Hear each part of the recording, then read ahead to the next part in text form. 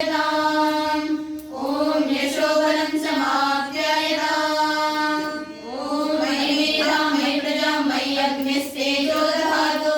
मयि मेधां मयि प्रजां मयि इन्द्रियं दधातु। मयि मेधां मयि प्रजां मयि सूर्यो भ्राजो दधातु।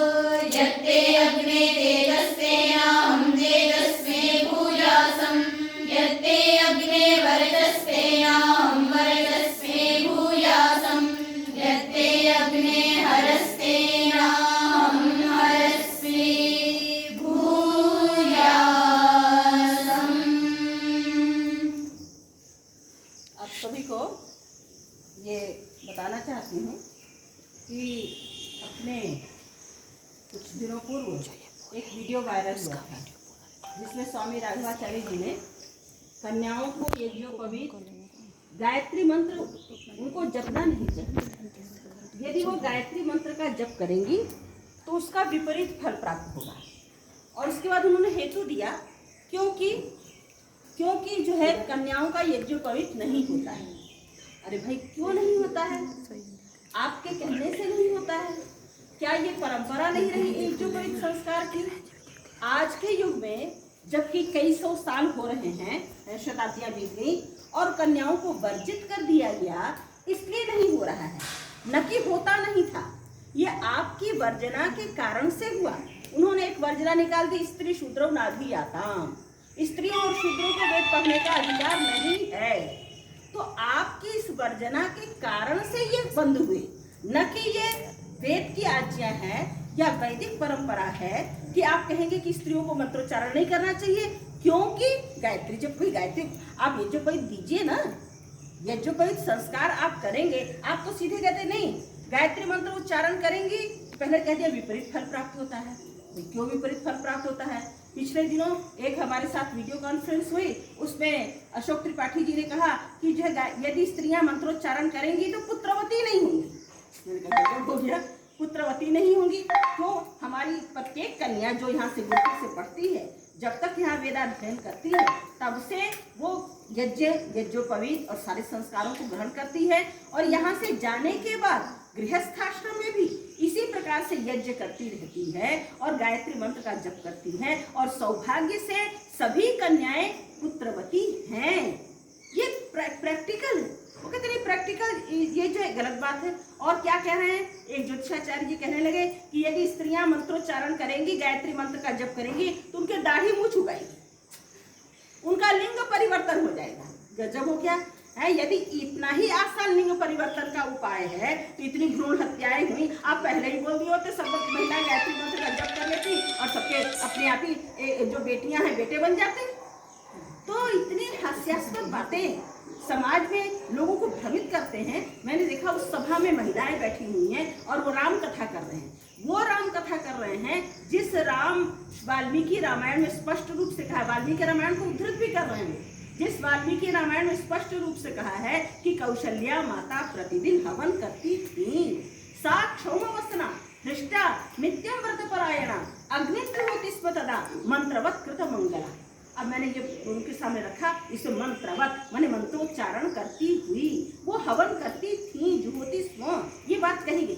मैंने ये बात लिखी, मैंने फेसबुक वगैरह में ये डाला, वीडियो डाला, तो क्या कह रहे हैं कि जी इसका आप वो देखिए जो है पीछे से क्या आ रहा है। अरे पीछे से कुछ भी आ रहा है, यहाँ पर सा स्त्रीलिंग है, सह पुरुष पुल्लिंग होता है और सा स्त्रीलिंग होता है। एक नारी को कहा जा रहा है, मान लेते हैं वो कौशल्या नहीं कोई भी है, लेकिन नारी को कहा जा रहा है कि सा क्षौमवसना, जितने विशेषण हैं सब स्त्रीलिंग है, क्षौमवसना हृष्टा परायणा, तो ये सारे विशेषणों के रहते हुए और ऐसी ऐसी हास्यास्पद बातें करना और महिलाओं का अपमान। और फिर बोलते हैं ये शास्त्रों में कहा गया। भाई सबसे बड़ा शास्त्र वेद है। वेद ही सृष्टि के आदि में परमेश्वर ने ज्ञान दिया जिसमें कोई भी किसी प्रकार का पक्षपात नहीं है।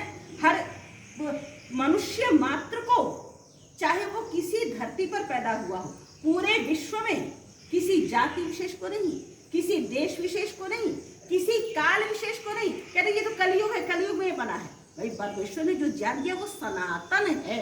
सनातन का मतलब होता है जो तीनों कालों में हमेशा एक रहता है, एक जैसा रहता है। जैसे सूर्य चंद्रमा ये सनातन है, ये बदल नहीं सकते जब तक सृष्टि रहेगी, सृष्टि चांद रहेगा। कि कहे सूर्य रोशनी देना बंद कर देगा, चंद्रमा रोशनी देना बंद कर देगा, आग जलाना बंद कर देगी, हवा बहना बंद कर देगा, जल की शीतलता बंद हो जाएगी। जैसे ये चीजें सनातन हैं, उसी प्रकार से वेद का ज्ञान सनातन है। ये किसी युग में परिवर्तित नहीं होता है, ये आपकी स्वयं की, ये इस प्रकार की ये कल्पनाएं हैं, इस तरह की बातें हैं, इनका विरोध होना चाहिए। और आज मैंने आज के दिन को 21 जून जो कि योग दिवस है, गायत्री मंत्र का जप करने से मन पवित्र होता है, यह चित्त एकाग्र होता है और हमारी चित्त वृत्तियाँ निर्मल होती हैं, शांत होती हैं। इसलिए मैंने एक संदेश देने के लिए कि कन्याएं गायत्री मंत्र का उच्चारण करती हैं और करेंगी, और कोई भी प्रतिफल आज तक गुरुकुल की कन्याओं को प्राप्त नहीं हुआ है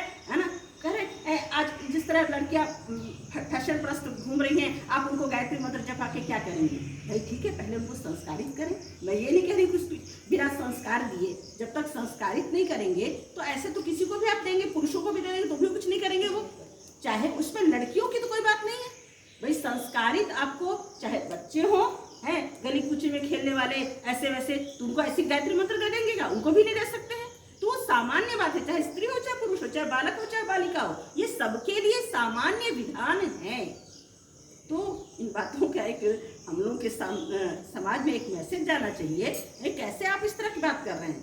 तो इसके विरोध में मैंने आज का दिन चुना कि हम लोग बैठ करके योग तो करते ही हैं, योग किया भी हमने, सर्वप्रथम योग किया और फिर उसका गायत्री मंत्र का जप किया, और इसके बाद ये यज्ञ के द्वारा आज के अनुष्ठान को हम लोग समाप्त करेंगे।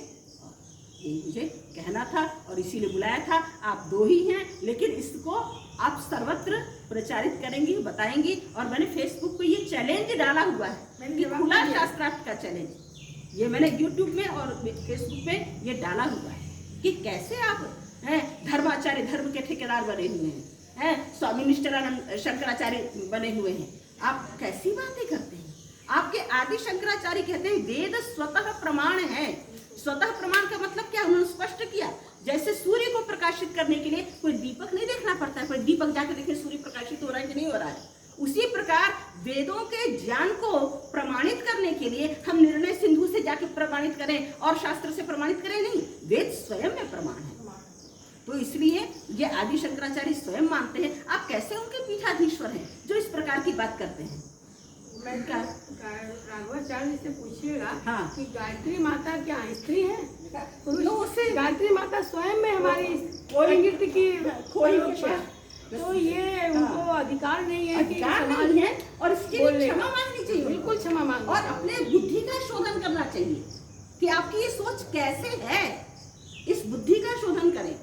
शास्त्र वेद को पढ़ते नहीं है, अपने शास्त्रों को पढ़ते नहीं है, और बस राम कथा कथा में कुछ भी महिलाएं बैठी है, महिलाएं का विरोध, महिलाएं क्या देखिए कथाओं में महिलाएं प्राय कैसी होती हैं, और फिर भी उनसे उलझ तो सकती नहीं है। बात शास्त्र किया जाएगा तो बेचारी उनसे उलझ तो पाएंगी ही नहीं। वो संस्कृत में श्लोक बोलने लग जाए, बेचारी क्या करेंगे? ये माहौल बनाना होगा वातावरण, ये बहुत ही गलत शब्दों का और इस तरह का ये आयोजन मैंने इसी दृष्टि से किया।